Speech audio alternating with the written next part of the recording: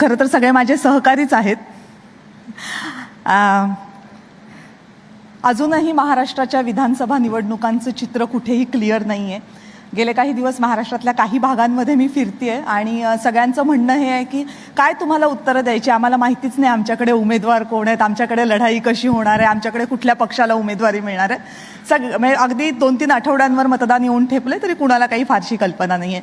तुम्ही महाराष्ट्राच्या विविध भागांचा सगळेजण आढावा घेताय. मला अगदी सुरुवातीला तुमच्या सगळ्यांकडनं जाणून घ्यायचं आहे, तो प्रश्न विचारायचा आहे तुम्हाला, जो प्रश्न मघाशी NDTV नेटवर्कचे मुख्य संपादक संजय पुगलिया यांनी पहिल्यांदा विचारला होता देवेंद्र फडणवीसांना. त्यानेच मी सुरुवात करणार आहे. एक्झिट पोल मुळात TV चॅनल्सनी आता करावे की नाही करावे? मला असं वाटतं कविता की एक्झिट पोल निश्चित करावेत. बऱ्याच वेळेला काय होतं, गृहीतक चुकतं आणि अंदाज चुकतात. जसे एक्झिट पोल करणाऱ्या कंपन्यांचे आणि राजकीय विश्लेषकांचे चुकतात, तसे राजकीय पक्षांचेही चुकतात, नेत्यांचेही चुकतात आणि पत्रकारांचेही चुकतात. फक्त फरक एवढा, तोफेच्या तोंडी पत्रकार जातात, फक्त राजकीय नेते आणि पक्ष नाही जात. अगदी खरं आहे. त्यात एक गोष्ट झालेली आहे की मागच्या काही वर्षात खूप हाईप व्हायला लागली आहे. कुठलीही गोष्ट खूप वेगाने वर जाते आणि तितक्याच वेगाने खाली येते. त्यामुळे मागच्या 2 निवडणुकांचे निकाल पाहिले, लोकसभा 2024 आणि हरियाणा विधानसभा, तर त्यात असं दिसतं की अरे हे दोन्ही चुकले. पण मला असं वाटतं की लोकसभेच्या वेळेला मी बरोबर होतोच, मी स्पॉट ऑन होतो. मी सांगितलं होतं मोदींना 272 मिळणार नाही, त्यावेळेला बरोबर आलो. हरियाणाच्या वेळेला केलाच नाही. पण असे अंदाज चुकतात आणि बऱ्याच गोष्टी ज्या राजकारणात काळाबरोबर किंवा दिवसेंदिवस बदलत जातात त्या पकडता येणं शक्य नसतं. त्यामुळं अंदाज चुकतात, म्हणून एक्झिट पोल सोडावेत असं मला वाटत नाही. ओके, अक्षत. डेफिनेटली जो ये सब सर्वे होते हैं तो ये करवाने चाहिए, और उसको सिर्फ एग्जिट पोल के नाम पे हम लोग नहीं देखें. जैसे जो भी लेट से पॉलिटिकल पार्टीज होती हैं, एक PMO का डिपार्टमेंट हो गया, CM का डिपार्टमेंट हो गया, या कोई भी मिनिस्टर का डिपार्टमेंट हो गया, कि जो भी पोल है ये पूरे 5 के 5 साल होने चाहिए. ऐसा नहीं कि सिर्फ चुनाव के पहले एक हमने पोल कर दिया. हमें इस पोल को देखना चाहिए कि ये पोल एक सरकार की परफॉर्मेंस को इम्प्रूव करने में काम आते हैं. एग्जिट पोल तो क्या हो गया कि एग्जिट पोल का मतलब क्या होता है, जो मतलब चुनाव के बाद जो हम लोग सर्वे करते हैं पोलिंग के बाद, उसको हम लोग एग्जिट पोल बोलते हैं. उसके अंदर आपको लेट से एक सैंपल साइज कितना हुआ, आपने लेट से एक सैंपल छोटा ले लिया, सैंपल आपने बहुत ज़्यादा ले लिया, तो उस पर भी डिपेंड करता है. हरियाणा में जो भी हुआ, लोकसभा के टाइम जो भी हुआ, तो आई वुड नॉट से कि पूरे की पूरी एग्जिट पोल पर हमको डाउट करना चाहिए. डेफिनेटली ये ग्रोइंग इंडस्ट्री है, बट डेटा को यूज़ करके कैसे एक सरकार की परफॉर्मेंस को इम्प्रूव किया जा सकता है, उस मतलब फीडबैक को लिया जाए, सही है गलत है वो तो चुनाव के बाद ही पता लगेगा. बट 5 साल ये चीज़ होनी चाहिए. अभय सर. नाही, असं आहे की पडण्याच्या भीतीने चालणं सोडता येत नाही, ते परत परत प्रयत्न करावे लागतात. एक आहे की आपल्या काय चुका झाल्या त्या चुका लक्षात घेऊन पुढच्या वेळेस सॅम्पल साईज, किंवा सगळ्यात मोठ्या ज्या चुका होत्या, अभिजितला त्याची कल्पना आहे की पर्सेंटेज ऑफ वोट याचं सीटमध्ये कन्व्हर्जन करतो आपण, त्यात बऱ्याच गफलती होतात. कारण त्याच्यात फार मायन्यूट गोष्टी सगळ्या येत असतात. विशेषतः म्हणजे आत्तासुद्धा हरियाणाच्या बाबतीत आपण म्हटलं तर पर्सेंटेज ऑफ वोटमध्ये फार लोक चुकीची गेलेली नाही आहेत, पण लोकांना 500 आणि 1000 मतं घेणारे उमेदवार एवढा मोठा चित्र बदलून टाकतील याचा अंदाज आला नाही. तर बरं, अलीकडच्या काळामधले काही 1-2 एक्झिट पोल फेल झाले तरी सगळेच चुकलेत असं फार वेळा घडलेलं नाही आहे. काही लोकांचे सॅम्पल्स चुकतात, काही लोकांचे सिलेक्शन्स ते जे कन्व्हर्जनमधला फरक पडतो. पण मला वाटतं की एक्झिट पोल असतील किंवा ओपिनियन पोल असतील हे केले पाहिजेत. पण प्रेडिक्शनवर भाष्य करण्याची जी पद्धत आली आहे ना, त्याच्यामुळे आपण जास्त म्हणजे सकाळी 6 वाजता आजकाल आपण काउंटिंगचं लाईव्ह सुरू करतो, 8 वाजेपर्यंत आपल्या हातात काहीच नसतं, तरी पण आपण अंदाज ठोकत राहतो. आणि मग त्याच्यानंतर ते का घडलं नाही, म्हणजे आधी काय घडणार आहे याच्यावरची आपली सगळी भाष्य तयार असतात, आणि नंतर का घडलं नाही याचंही एक्सप्लेनेशन आपल्याकडे लगेच तयार असतं. तर मला वाटतं की त्याच्यामुळे ते जास्त एक्सपोज होत आहेत लोक अलीकडच्या काळामध्ये. याच्यामध्ये जर आपण एक्झिट पोल आणि एक्झॅक्ट पोल याचं ॲनालिसिस करताना थोडं भान ठेवलं तर मला वाटतं की याच्यात फार तफावत वाटणार नाही. पण तो तुमचा मुद्दा खूप खरा आहे की नंबर ऑफ वोट्स हे बऱ्याच वेळेला काउंट करता येतात, पण त्याचं सीट्समध्ये रूपांतर करतानाचा प्रश्न, आणि अनेकांनी जे करतात, ज्यांनी याच्यावर रिसर्च केलेले आहे, त्यांचंही म्हणणं हेच आहे की converting it into the seats becomes very difficult. Yadu sir, सिनेमाचं आपण परीक्षण वाचतो पेपरमध्ये, तर त्याच्यामध्ये 3 स्टार 4 स्टार दिलेले असतात आणि तो परीक्षण करणारा जो असतो तो सिनेमाची लेवल ठरवतो. हा एक भाग झाला. आणि नागपूरच्या अलंकार टॉकीजच्या समोर सायकल रिक्षावाला त्याच्या सायकल रिक्षाला कुलूप लावतो आणि समोर अशी नजर टाकतो आणि फक्त शुक्रवारी पोस्टर बदललेलं असते, तेवढ्यावरूनच तो पोस्टर पाहून म्हणतो चल्लेवाली नाही आहे, आणि तो सिनेमा 4थ्या दिवशी उतरतो. थिएटरमधून तो सिनेमा 4थ्या दिवशी उतरतो. तुम्ही लक्षात घ्या. त्याचं जी काही ताकद आहे ना, ती सर्वे करताना, एक्झिट पोल करताना जर समजून घेतली तर मला वाटते की जसे एक्झिट पोल आणि एक्झॅक्ट पोल, तर ते एक्झॅक्ट पोल पण ते सोपं आहे का इंडियन वोटरच्या बाबतीत? ते सोपं आहे का इंडियन वोटरच्या बाबतीत? अगदी शक्य आहे. तुम्हाला थोडंसं केबिनमधून बाहेर पडावं लागेल, तुमचे प्रिज्युडायजेस तुम्हाला बाजूला ठेवावे लागतील. मला हे सांगा, तुम्ही चॅनलवर जेव्हा एक्झिट पोल येतात तेव्हा लोक म्हणतात अरे हे चॅनल ना, अच्छा अच्छा हां, मग याचं तर असंच असणार, मग त्याचं तसंच असणार. असं का होतं? म्हणजे चॅनल वाईज जर एक्झिट पोल बदलत असतील तर मग ते अपयशच आहे ना. मग याचा अर्थ असा आहे की आपले प्रिज्युडायजेस मनात ठेवूनच आपण ते केलेलं आहे. मुळात आपण ठरवलंच आहे की आपल्याला असे एक्झिट पोल करायचे आहेत, तर मग तुम्हाला सामान्यांचा वेध कसा घेता येईल? तर म्हणून तो 3 स्टार 5 स्टार न्यूजपेपरमध्ये दिलेला परीक्षक आणि सामान्य माणूस याच्या दोन्हींचा वेध जर घेता आला, मला वाटतं की एक्झिट पोल हे एक्झॅक्ट पोल होती.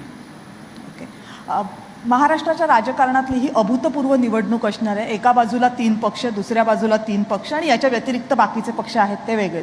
त्यामुळं या लढती तिरंगी, चौरंगी किंवा सप्तरंगीपर्यंत जाण्याची सुद्धा शक्यता नाकारता येत नाही आहे बऱ्याचशा ठिकाणी.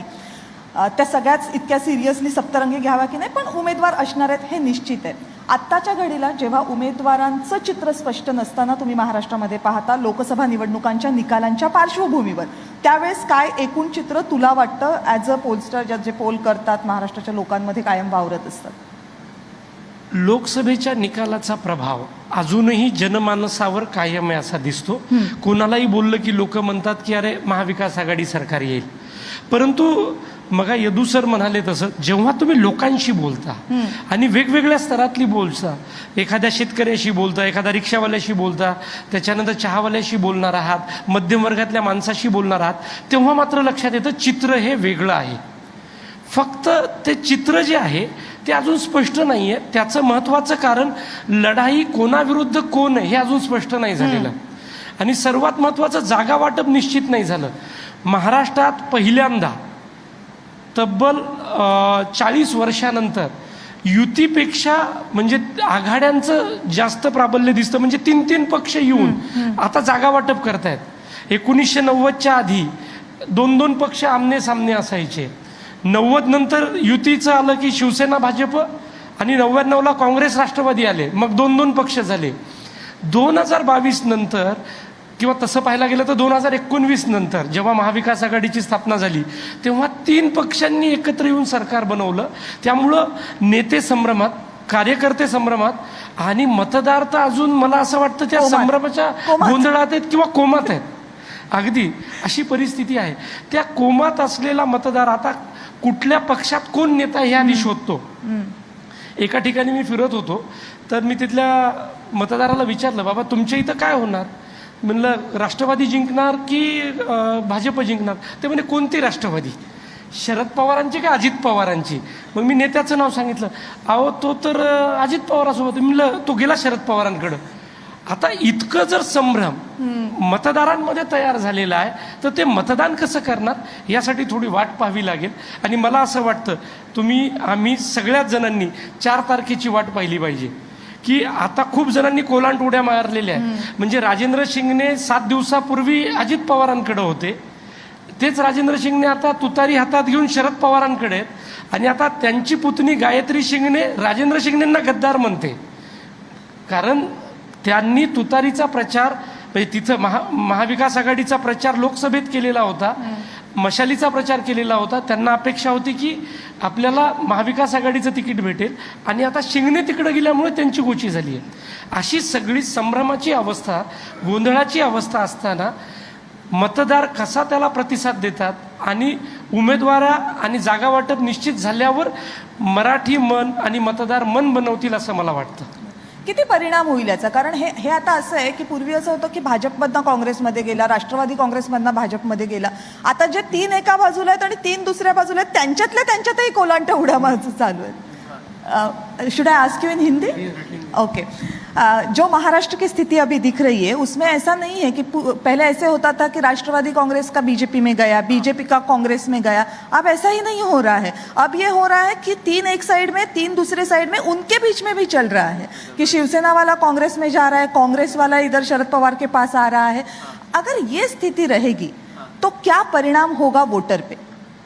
तो डेफिनेटली जो भी मतलब चुनाव आने वाले हैं महाराष्ट्र के, ये एक वोटर के नाम पे काफ़ी ज़्यादा कंफ्यूजिंग चुनाव होने वाले हैं.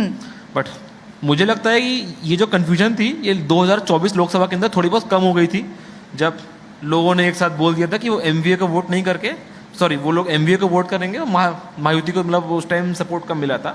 तो कहीं ना कहीं एक सिंबल के नाम पे जो अभी जो मतलब सर बोल रहे थे कि एक सिंबल के नाम पे डाउट हो सकता है, एक मतलब वोटर के नाम पे कि किसको मतलब वोट करेंगे, तो कहीं ना कहीं वो एक डाउट कम हो गया है. और दूसरी बात अलायंस की आती है कि एनडीए के अंदर 3-3 पार्टी हैं, वो आपस में स्ट्रगल कर रही हैं कि मैं यहाँ जाऊँ यहाँ जाऊँ.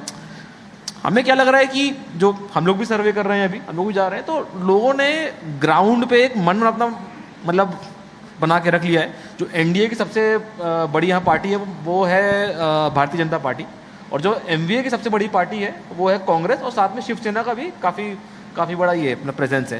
तो कहीं ना कहीं जो भी कैंपेनिंग चल रही है स्टेट लेवल पे, या जो भी लेट से वोट मांगने भी जाएगा, किसी ने बीजेपी से अपना पार्टी छोड़ी है, एनसीपी अजीत पवार के यहाँ चला गया, तो कहीं ना कहीं वो अपने कैंपेनिंग के अंदर बीजेपी का सिंबल यूज़ करने वाला है. बिकॉज कहीं ना कहीं डाउट होगा कि लोग शायद मेरे को अजीत पवार के सिंबल पे वोट नहीं करें, but Bharatiya Janata party K symbol pay vote करेंगे. तो पार्टीज इस चीज़ का बहुत ज़्यादा ध्यान देने वाली है. दूसरा हमारा एक पॉइंट था जो अभी सर मतलब बोल रहे थे कि कन्फ्यूजन को लेकर ही, तो अगेन जो मैंने मतलब पहले कहा कि कन्फ्यूजन दूर हो चुकी है, बट जो चुनाव असली में डिसाइड होने वाला है यहाँ पर वो कहीं ना कहीं ग्रामीण क्षेत्रों में, जैसे जो हमारे एक शहरी क्षेत्र होते हैं, कहीं ना कहीं वहाँ पर एक अवेयरनेस ज़्यादा रहती है लोगों में. जो ग्रामीण क्षेत्र होते हैं वहाँ पर अभी भी एक अवेयरनेस कम रहती है. सोशल मीडिया का हम लोग कितना भी बोले इन्फ्लुएंस रहता है, पेंटेशन रहता है, बट पहले से मतलब शहरी क्षेत्र के कंपेरिजन में कमी है. तो कहीं ना कहीं पार्टियों को जो भी फाइट मारनी पड़ेगी वो ग्रामीण क्षेत्रों में ज़्यादा फाइट मारनी पड़ेगी यहाँ पर. Do you agree? सहमत आहात अभय सर? मला या शहरी ग्रामीण बद्दल थोडंसं नाही, मला असं वाटतं की फ्लोटिंग वोटर्स हा फार कमी असतो. जो पक्षाचा विचारधारेचा, त्या पक्षाच्या आयडियॉलॉजीला फॉलो करणारा, लीडर्सला फॉलो करणारा असा एक मतदार असतो. तो साधारणतः कुठे जाणार याचा अंदाज येतो आणि तो काही ऐन वेळेला निवडून आपलं मत बनवत नाही. त्याचं मत साधारणतः 1 महिना 2 महिने आधी ठरलेलं असतं. त्याच्यामुळे निवडणुकीचा अंदाज येतो.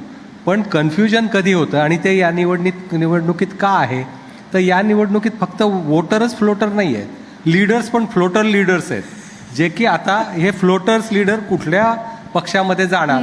तर मला वाटतं की ज्यावेळेस एखादा निवडणुकीचा कॅनव्हस छोटा होतो तेव्हा तिथं कॅन्डिडेटचं वजन थोडंसं वाढत असतं. तर अशा वेळेस तो कॅन्डिडेट कोण येणार, कुठल्या पक्षाकडून येणार, माझा उमेदवार आणि त्याला मला आवडणारा पक्ष, हे 2 मॅच होत आहेत का.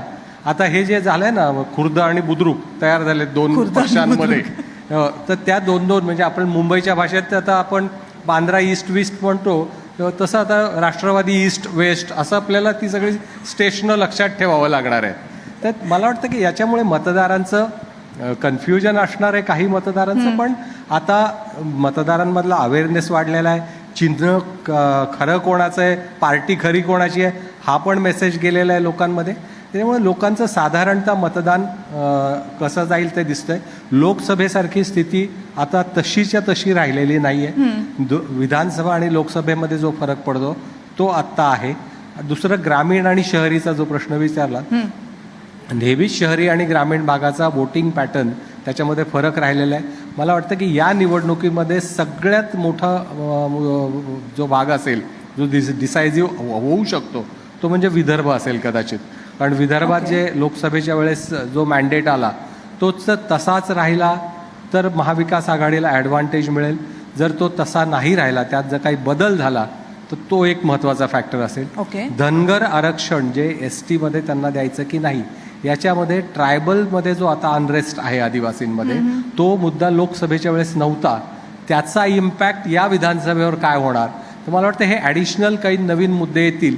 त्याच्याबरोबर जे लोकसभेतलं जे ज्याला नरेटिव्ह म्हणा किंवा मुख्य मुद्दे म्हणा, ज्याच्यामुळे consolidation of Muslim votes because of CAA NRC तो असेल, कॉन्स्टिट्यूशनचे मुद्दे असेल, हे प्रॉमिनंट नसले तरी हे मुद्दे या निवडणुकीतही बॅकड्रॉपला असणारच आहेत.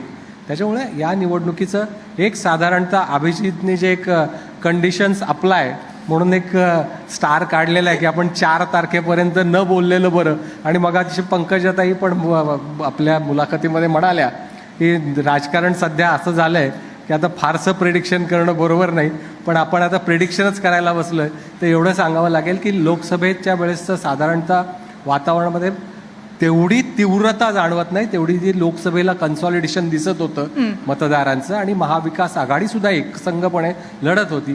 तसं वातावरण त्याच्यानंतरच्या स्कीम्स असतील, लाडकी बहिणा असेल, मुंबईला टोलमुक्त करणं हा निर्णयाची आपण फार चर्चा करत नाही आहोत, पण तोही निर्णय मुंबईच्या दृष्टीने एक अतिशय महत्त्वाचा निर्णय असणार आहे. तर हे सगळे मुद्दे इम्पॅक्ट करतील.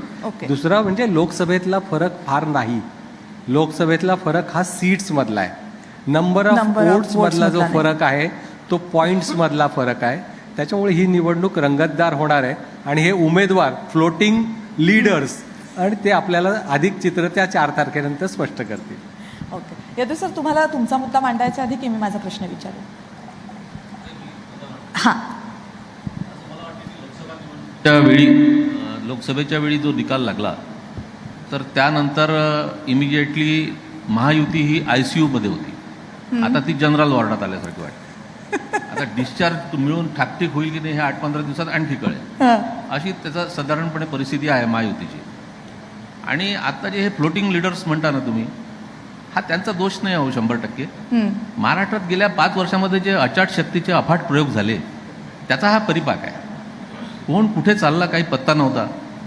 आणि आपण म्हणजे मला तर असं वाटतं की याही वेळी निवडणुकीचं नंतर काय होईल असं लोक मला पत्रकार म्हणून विचारतात, तर मी त्यांना सांगतो की महाराष्ट्रात निवडणुकीनंतर काय होणार याचे 2 प्रश्न आहेत.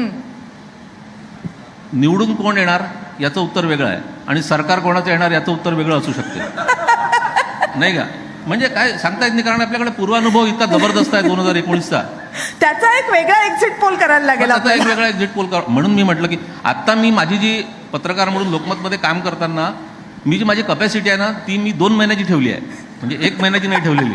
कारण की 2 महिने काम पडू शकतं आपल्याला, कष्ट करावे लागू शकतात अहोरात्र अशी आणि त्यानंतर जास्त करावे लागतात म्हणजे त्याच्यामुळे. आणि दुसरं असं की इश्यूज जे आहेत, जे लोकसभेला ज्या इश्यूजचा फटका बसला त्याच्यापासून बोध घेऊन यांनी बऱ्याच उपाययोजना केलेल्या आहेत. आणि हे देणारं सरकार आहे हा जो काही टॅगलाईन आहे सध्याची, तर त्याच्यामुळे त्याच्यातूनच मग लाडकी बहीण आली, तीर्थक्षेत्राला लोकांना पाठवायला लागले. म्हणजे जे जे करायचं आहे तुम्हाला वैयक्तिक लाभाच्या योजना याच्यावर जो भर देण्यात आलेला आहे तो मतपेढीकडे पाहून निश्चितपणे दिलेला आहे. पण शेवटी राजकारणामध्ये सगळं क्षम्य असते, तर त्याचा म्हणून एक परिणाम होताना दिसतो आहे. पण तो अजूनही महायुतीला विजयापर्यंत नेईल याबाबत मला खात्री वाटत नाही. ओके, आता एक प्रश्न अशा मुद्द्याचा की जे मुद्दे खरं तर कधी फारसे प्रभावी ठरतात की नाही अशावर चर्चा होत नाही, पण या निवडणुकीच्या वेळेला होतोय. लोकसभा निवडणुकीच्या वेळेला जेव्हा महाविकास आणि महायुतीचं जागा वाटप झालं होतं त्यावेळेस महाविकास आघाडीच्या जागा वाटपात फार खळखळ ऐकू आली नव्हती. ते लवकर झालं, तुलनेनं ते लवकर कामाला लागले होते महायुतीशी कम्पेअर करताना. विधानसभेला ती परिस्थिती बरोबर उलट आहे, खळखळ पण दिसतेय, उशीर पण दिसतोय. हा फॅक्टर हा मुद्दा महत्त्वाचा ठरेल ही निवडणुकीला सामोरं जाताना मतदारांसाठी. अगदी फार महत्त्वाचा मुद्दा आहे. त्याचं कारण असं आहे की उद्धव ठाकरे हे जरी दिसायला सौम्य असले तरीही ते राजकारणाच्या डावपेचांमध्ये आक्रमक नेते आहेत. त्यांना जास्त जागा हव्या असतात, त्यांना मुख्यमंत्रीपद हवं असतं, आणि सर्वात महत्त्वाचं उद्धव ठाकरे कशावरच कॉम्प्रोमाइज करायला तयार नसतात. हे त्यांचा मागच्या 20 वर्षाचा अनुभव आहे. ते त्यांच्या गोष्टीवर अडवून असतात. उद्धव ठाकरेंच्या या स्वभावाचा पहिल्यांदा अनुभव काँग्रेस घेत आहे आणि काँग्रेसचा अनुभव पहिल्यांदा उद्धव ठाकरे घेत आहेत. त्यामुळे हे सगळं जागेचं तरांगडं झालेलं आहे. उद्धव ठाकरेंची ताकद कुठे? कोकण, मुंबई, मराठवाडा वाद इथे फारसे नाही आहेत. मुंबईतल्या 2-3 जागा सोडल्या तर फार नाहीत वाद. आता उद्धव ठाकरेंना असं वाटतं काँग्रेसला यश विदर्भात मिळालंय, आपल्याला जर जागा मिळाल्या तिथे 10-12 तिथं आपल्यालाही यश मिळेल. त्यामुळे त्यांना त्यांचा आकडा वाढवायचा आहे. आणि दुसऱ्या बाजूला शरद पवार शांतपणे कासवगतीने आपल्या मार्गाकडे लागलेले आहेत. एक उमेदवार घोषित करतायत. एका ठिकाणी जिथं आपल्याकडे मजबूत उमेदवार आहे तिथं उद्धव ठाकरेंनी उमेदवार दिला, तरी कुठली खळखळ न करता त्यांनी त्यांचा उमेदवार दिला. असंच सगळं चित्र आहे. आणि यातलं सर्वात महत्त्वाचं तो 85-85चा फॉर्म्युला आता विसरून जायचा. मला वाटतं 4 तारखेला नवीनच काहीतरी फॉर्म्युला येईल आणि बऱ्याच ठिकाणी मैत्रीपूर्ण लढती होतील. माझा असा अंदाज आहे महाविकास आघाडीत कमीत कमी 20 ते 25 मैत्रीपूर्ण लढती राहतील आणि महायुतीमध्ये सुद्धा 20-25 ठिकाणी मैत्रीपूर्ण लढती राहतील, ज्या परिणामकारक ठरतील. अगदी. त्यामुळे काय होईल, जो विरोधी पक्षाचा स्पेस आहे तो सुद्धा तीच आघाडी खाण्याचा प्रयत्न करेल. आणि तिथं जर चौरंगी पंचरंगी लढाई झाली तर कोणीही जिंकू शकतं अशी परिस्थिती येईल. हे बघ, त्यामुळे अभिजित, हरियाणा इथे जे जेवढे बसलेले आहेत ना ते इतके यंगस्टर्स आहेत ना की त्यांना एकेका बाजूच्या 3-3 पक्ष कोणते हे विचारले तर सांगता येणार नाहीत. त्या मैत्रीपूर्ण लढती त्यांच्या डोक्यावर ना जाणार आहेत. एक्सप्लेन कर काय आता याच्यात मैत्रीपूर्ण लढती म्हणजे काय करणार आहेत. बरं, मूळ मुद्दा असा आहे मैत्रीपूर्ण लढतीमध्ये की आता महाराष्ट्रात किती पक्ष आहेत आपण आधी ते मोजू. म्हणजे मग अभय सर म्हणाले तसं ईस्ट वेस्ट करावं लागेल. Shivsena east, Shivsena west. Shivsena 2, Rashtrawadi 2, Congress 1, Bhajap 1, 6. आता आपले प्रादेशिक पक्ष मनसे, वंचित आघाडी, तिसरी. त्याच्यानंतर परिवर्तन महाशक्ती आघाडी त्यांची, त्यातही 3 पक्ष आहेत. स्वराज्य पक्ष, प्रहार पक्ष आणि राजू शेट्टींचा स्वाभिमानी शेतकरी पक्ष. हे झाल्यानंतर शेकाप जो मूळ पक्ष आहे 1947 पासून आपल्या राज्यात आहे. त्यानंतर सपा, बसपा, MIM आणि चंद्रशेखर राव यांचा आझाद समाज पक्ष सुद्धा महाराष्ट्रात 5 जागा लढत आहे. त्यामुळे असे सगळे मिळून 10-12 पक्ष हे सगळे लढणारच आहेत. त्यानंतर जे जागा वाटप होईल, महायुतीचं जागा वाटप, त्यात जर एखाद्या पक्षाला 1 जागा गेली आहे, उदाहरणार्थ भाजपला गेली आहे, परंतु शिवसेनेला दुसरा तुल्यबळ उमेदवार आहे, तर तिथं शिवसेनाही उमेदवार देईल, भाजपही उमेदवार देईल. अशी मैत्रीपूर्ण लढत. तसंच महाविकास आघाडीत होईल. आणि सर्वात शेवटचा पक्ष जो अपक्षांचा पक्ष आहे, परंतु मनोज जरंगे पाटलांनी जाहीर केलंय की तेही निवडणूक लढवणार. ते किती लढणार ते 30 तारखेला कळेल. परंतु त्यांनी जर निवडणूक लढवली तर मला असं म्हणजे वाटतं थोडक्यात काय की एका बाजूचे 2 जण उभे राहतील, आम्ही एकमेकांच्या विरोधात लढणार नाही, पण आम्ही मित्र पण आहोत, पण आम्ही लढणार आहोत, असं काहीतरी एक त्रांगडं घालून ठेवणार. अगदी बरोबर. ओके, ठीक आहे. ही मैत्रीपूर्ण लढत. आणि त्याच्यात शेवटचा मुद्दा, जर जरंगे पाटलांनी उमेदवार उभे केले तर यदू सर आणि अभय सर मला अनुमोदन देतील. जसं विदर्भाचा निकाल महत्वाचा आहे तसा मराठवाड्याचा निकालही अनाकलनीय, अभूतपूर्व आणि अकल्पनीय लागेल. कारण आता दिसत असताना महाविकास आघाडीचं पारडं जड दिसतं लोकसभेच्या आकड्यानंतर. मागच्या 4 महिन्यात गोदावरीतून बरंच पाणी वाहून गेलंय, परंतु जरंगे पाटलांचे उमेदवार आल्यावर राजकीय भूकंप येईल, उलथापालथ होईल. त्यामुळे आपण ही त्या निवडणुकीकडे लक्ष मुद्द्याकडे देऊ. सेपरेटली येते मी. आपके लिए सवाल ये है कि लोकसभा का जब सीट शेयरिंग हुआ था महाविकास आघाड़ी का, तब उद्धव ठाकरे के पक्ष को बहुत ज़्यादा सीटें मिली थी. I think 22 they for then Sharad Pawar, then Congress and then Sharad Pawar Rashtravadi Congress. Right now Mahavikas Aghadi के सीट शेयरिंग में वो नहीं होता दिख रहा है. 85 और 90 whatever they might come at the conclusion. Uddhav Thackeray के लिए ये 2 स्टेप पीछे आना है, कांग्रेस के लिए ये 2 स्टेप पीछे आना है. तो हमारे हिसाब से ये कांग्रेस पार्टी के लिए 2 स्टेप पीछे आना है. क्योंकि अगर हम लोग 2019 के ये चुनाव देखते हैं, विधानसभा चुनाव, तो कांग्रेस ने कुछ 150 सीटों पे या कुछ 147 सीट्स टू बी प्रिसाइज पे कंटेस्ट किया था कांग्रेस पार्टी ने. अब ये आप देखिए, Congress is a state wide party, मतलब कांग्रेस पूरे स्टेट के अंदर है, मतलब प्रेजेंस है. अब जब पिछली बार 147 सीट्स पे फाइट किया था और एनसीपी के साथ अलायंस था, तब भी कांग्रेस के बहुत सारे बागी लोगों ने चुनाव लड़ा था. अब हम ऐसा मान के चल रहे हैं कि मिनिमम कांग्रेस को 150 सीट तो फाइट करनी चाहिए थी. यानी कांग्रेस के 50 ऐसे लोग और होंगे, अगर कांग्रेस 100 पर भी आती है तो 50 ऐसे और लोग होंगे जो कहीं ना कहीं कांग्रेस को एक डैमेज कर सकते हैं चुनाव में और जो कांग्रेस सीट लाती, जो कांग्रेस वोट शेयर लाती, तो कहीं ना कहीं ये लोग कांग्रेस का ही नुकसान करेंगे और एमवीए को ये लोग ज्यादा फायदा पहुंचा सकते हैं। शिवसेना उद्धव ठाकरे के लिए इस वक्त क्या है कि अगर वो अकेले चुनाव में जाएंगे तो कहीं ना कहीं वो एमवीए का ही वोट काटेंगे।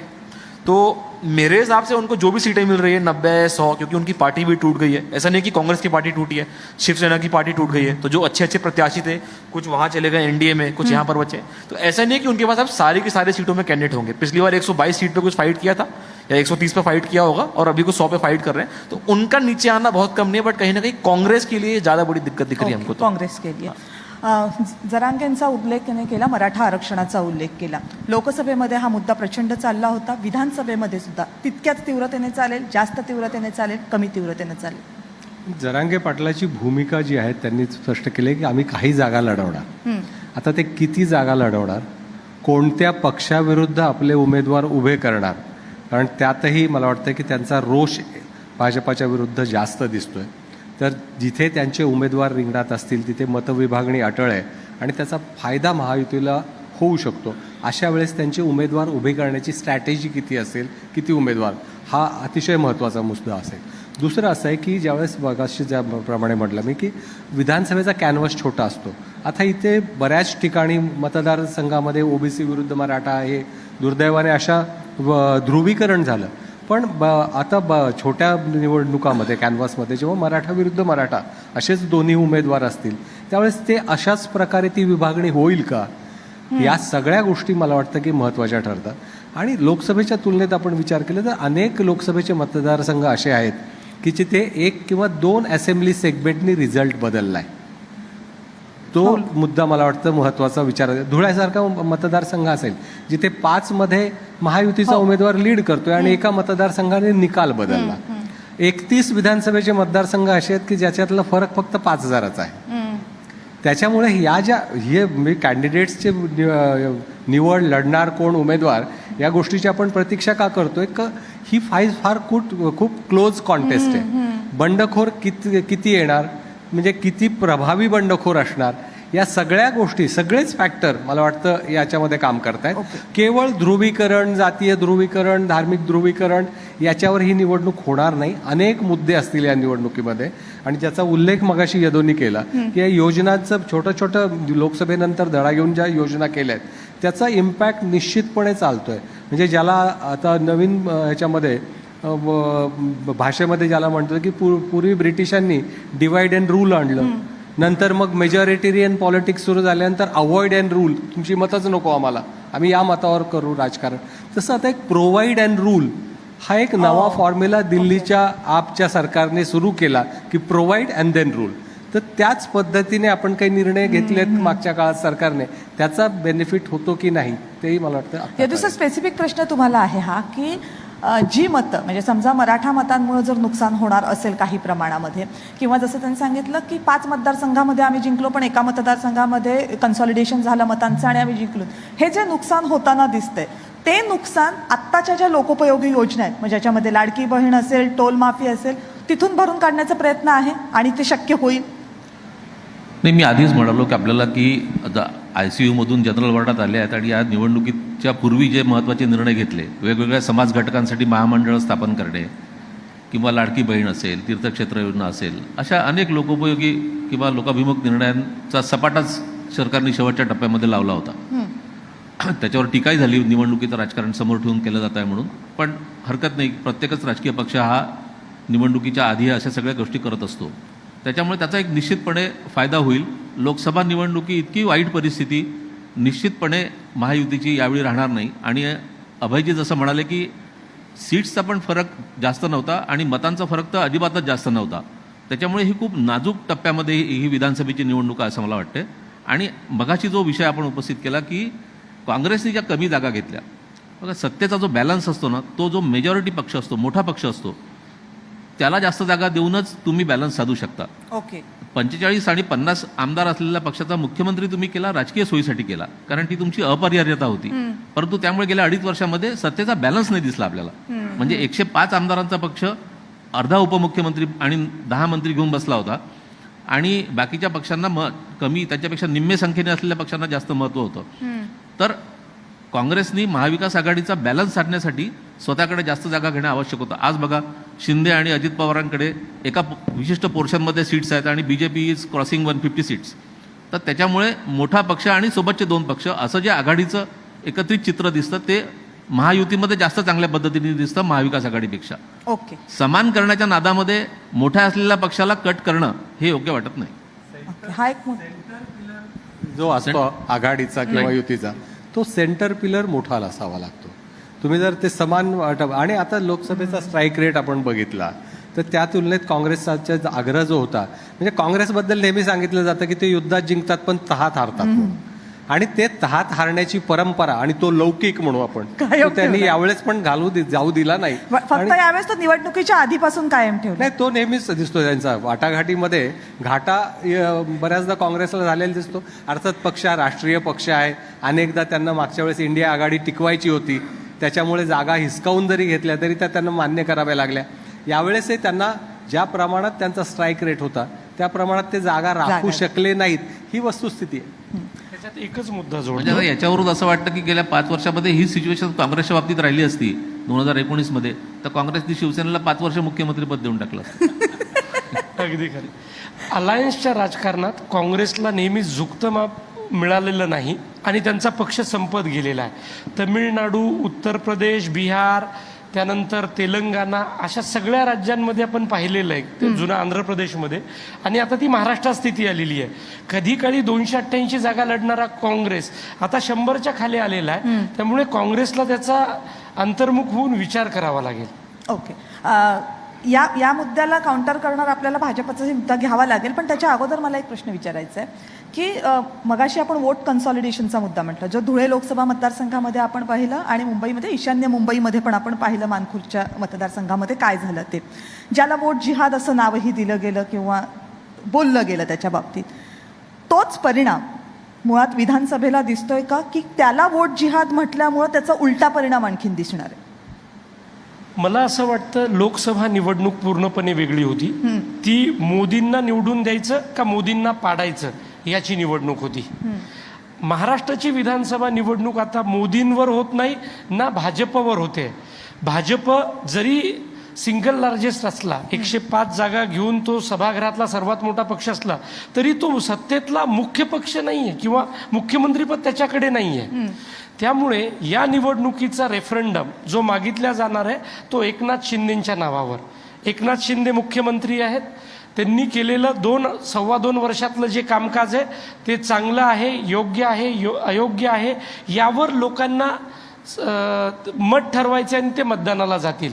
त्यामुळे वोट जिहादचा मुद्दा असेल किंवा नितेश राणेंनी जे हिंदुत्ववादी मोर्चे काढलेत त्याचा परिणाम काही पॉकेटमध्ये, काही विधानसभेत होईल, पण त्याचा परिणाम संपूर्ण महाराष्ट्रावर होईल असं चित्र नाही.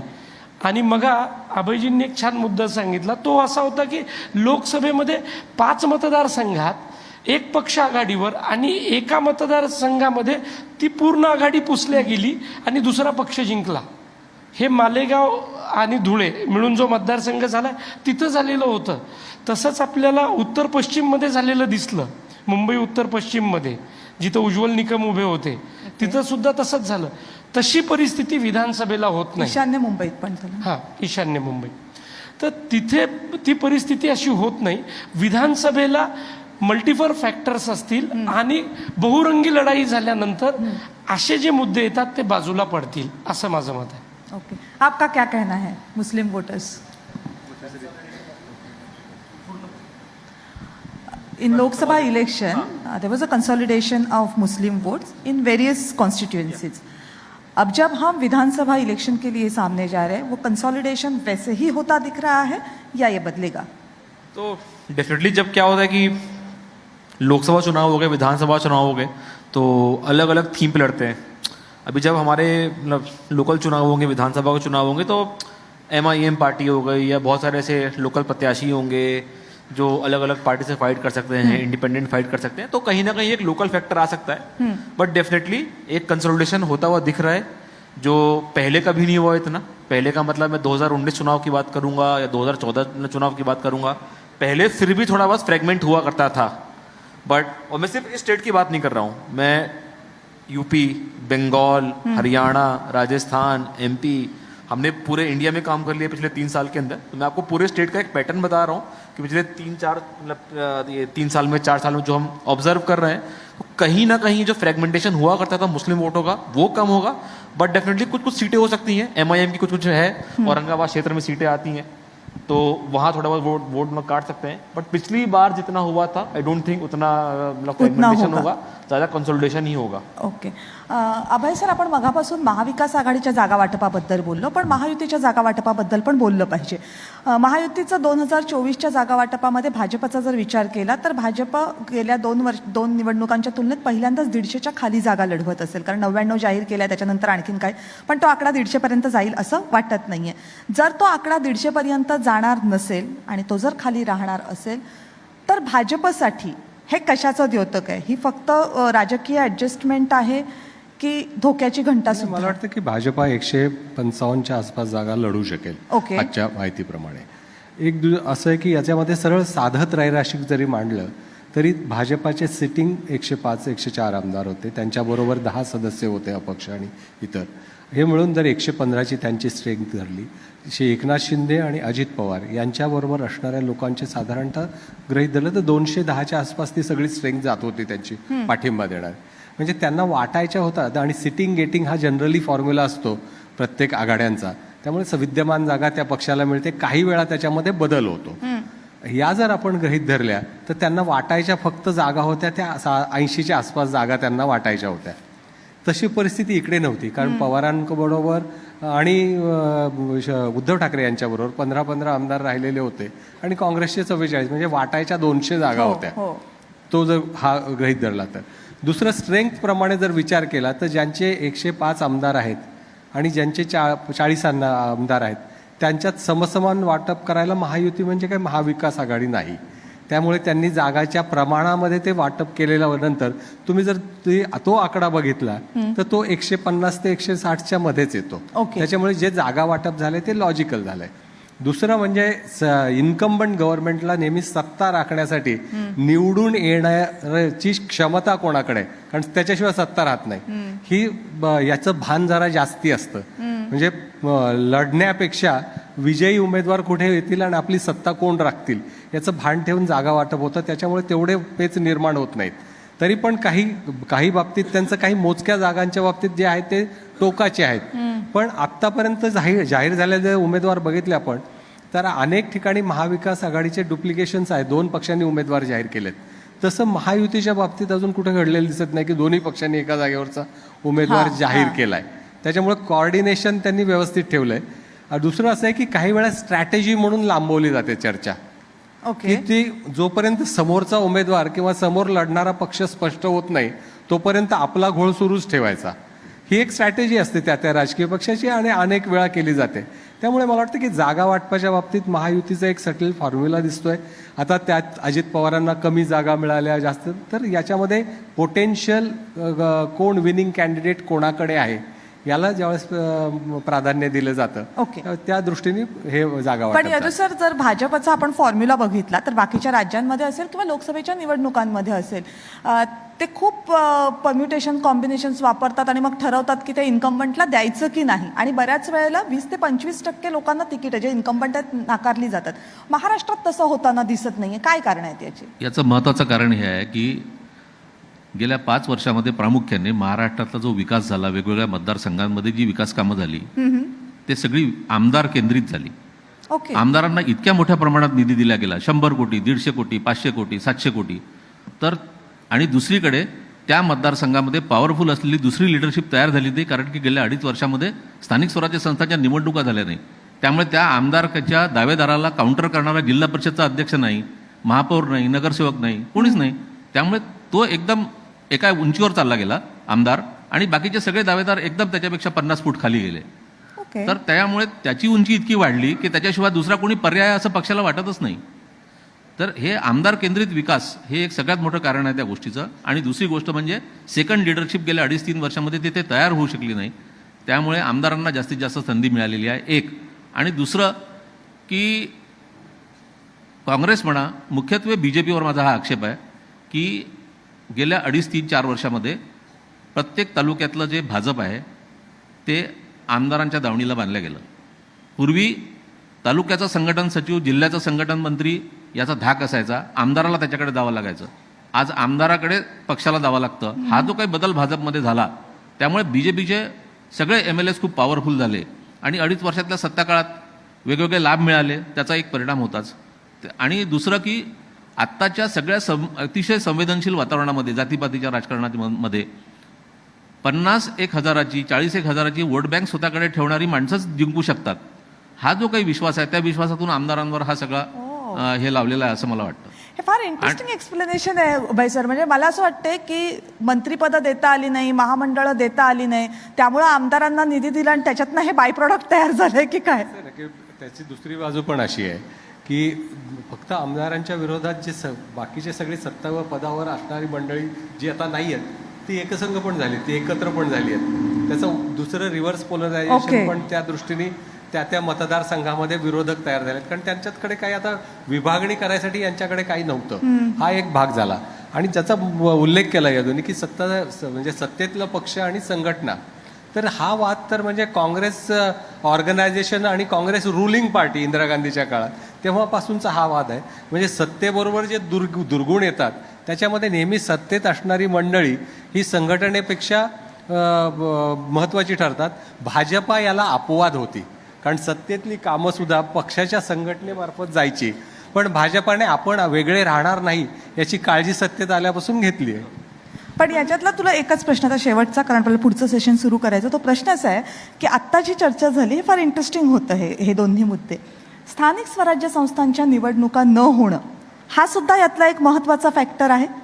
अगदी बरोबर. यदू सरांनी म्हटले त्याच्या विरुद्ध माझं असं मत आहे की स्थानिक स्वराज्य संस्थांच्या निवडणुका नाही झाल्या म्हणून जो ग्रामपंचायत सदस्य आहे त्याला असं वाटतं आता मी आमदार होऊ शकतो, सरपंचाला वाटतं, पंचायत समिती सदस्याला वाटतं, नगरसेवकाला वाटतं.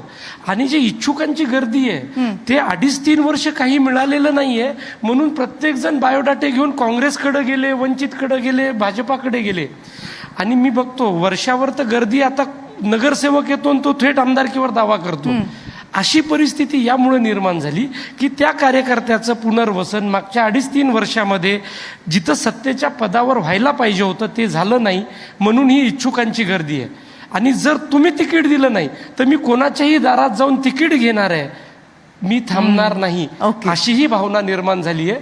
म्हणून या महाराष्ट्रातल्या विधानसभेच्या निवडणुकीत बहुरंगी लढती होतील, सप्तरंगी, अष्टरंगी असे कितीतरी रंग या निवडणुकीला येतील असं मला वाटतं. आपले पुढचे गेस्ट आलेले आहेत, त्याच्या अगोदर मी एक शेवटचा प्रश्न तुम्हाला सगळ्यांना, तुम्ही सगळ्यांनी 4 तारखेची वाट पाहायची असं 23 तारखेची वाट पाहायची असं ठरवलेलं आहे, पण तरीही मी विचारते, ॲज अ पोलस्टर किंवा राजकीय क्षेत्रामध्ये काम करणारे जाणकार म्हणून मला सांगा, महायुतीला किती देशील, महाविकास आघाडीला किती देशील आत्ताच्या घडीला? मी आकड्यांमध्ये जाणार नाही, पण मला असं वाटतं की लाडक्या बहिणी महायुतीचं जहाज नक्कीच सत्तेपर्यंत घेऊन जातील. आपको क्या लगता है, महाविकास आघाड़ी, महायुति, आप अगर आंकड़े देना चाहे तो कितने ECI दे सकते हैं? के अंतर्गत मैं अभी कुछ बोल नहीं सकता. हाँ. मतलब जो भी हमारा सर्वे चल रहा है, I can not share the seat share end vote share, but definitely close चुनाव रहेगा और 2 अलग अलग फैक्टर रहेंगे. जैसा मैं स्टार्टिंग में बोल रहा था कि ग्रामीण क्षेत्र में देखने को मिला था कि एनडीए की परफॉर्मेंस खराब थी लोकसभा के टाइम, तो अब एनडीए बहुत ज़्यादा मतलब पुश कर रही है लाडकी बहना योजना को. तो अगर वहाँ पर इम्पैक्ट चला जाता है, हम लोग मैसेज पहुँचा पाती है पार्टी या जैसे भी होता है, तो we might see some change.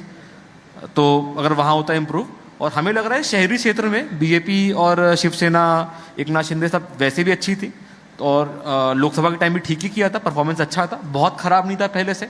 तो वहाँ मुझे बहुत चेंज होता हुआ नहीं दिख रहा. बट कहीं ना कहीं ग्रामीण क्षेत्र की बात करूँगा, एक जो मैं एक फैक्टर की बात कर रहा हूँ, तो वहाँ पर अगर कुछ चेंज होना होगा तो वहाँ पर 2 इंपॉर्टेंट चीज़ है. एक एग्रीरियन डिस्ट्रेस का भी इशू है कि आप बेसिकली नागपुर का क्षेत्र देख लीजिए, विदर्भा बोलते हैं, मराठवाड़ा बोलते हैं, जहाँ पर एनडीए ने बहुत बहुत खराब परफॉर्म किया था. तो मुझे लगता है कि जो भी एनडीए कैन पुश इन ग्रामीण इलाका, देन हाँ, कोई उनको अगर दिक्कत एनडीए नहीं. अच्छा कर लेती ठीक है तो कहीं ना कहीं एनडीए आगे रहेगी, वरना एनडीए ठीक.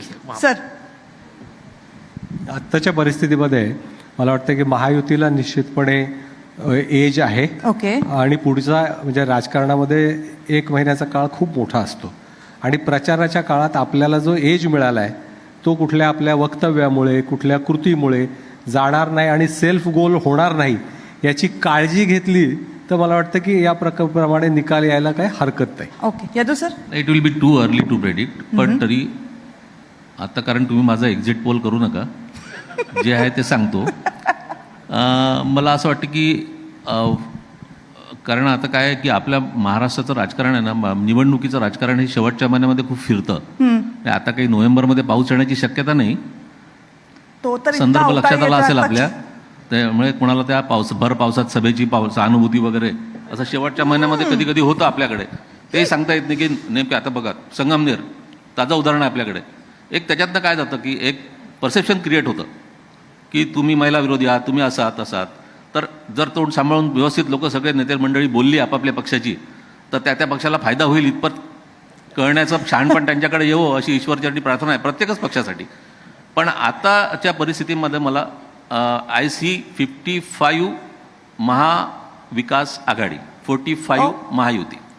Okay, Percentage. इंटरेस्टिंग.